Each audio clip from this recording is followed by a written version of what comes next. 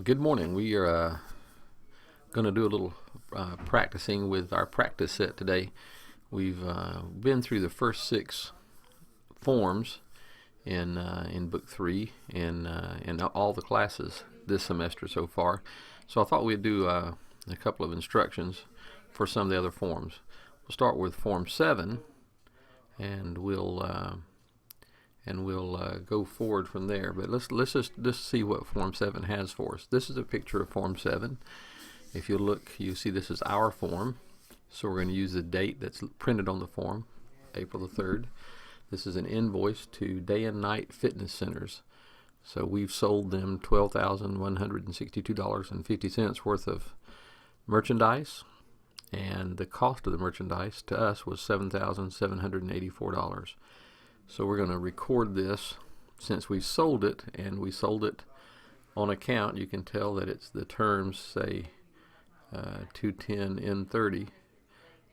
So it's a 2% discount if paid in 10 days and net in 30 days. So since this is merchandise sold on account, we're going to put this in the sales journal. The sales journal is in Book 1. That's the first thing we do is journalize. So the sales journal is in Book 1. We've only had one other sale before this, so we're going to record the sale of this in the sales journal. There it is. It's on April the 3rd, invoice number 302, Day and Night Fitness Center. And remember this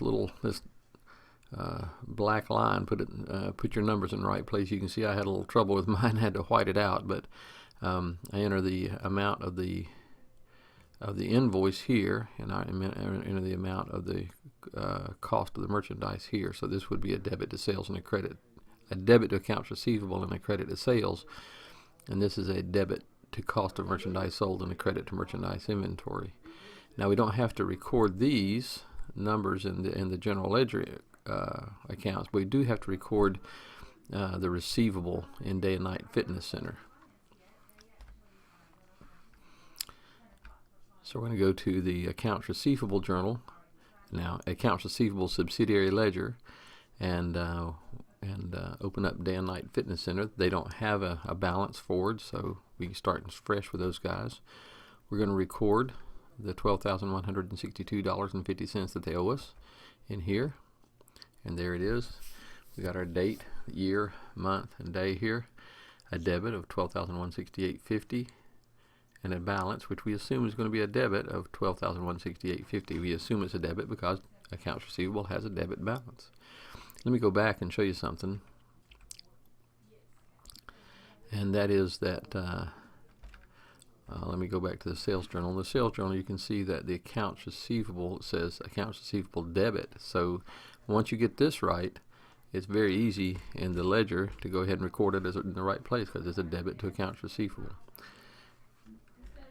Then I put my posting reference once I'm sure everything is right in the ledger, which I refer back to the journal, sales journal page 1.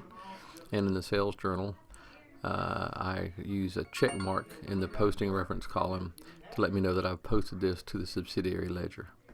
And that's the end of Form 7.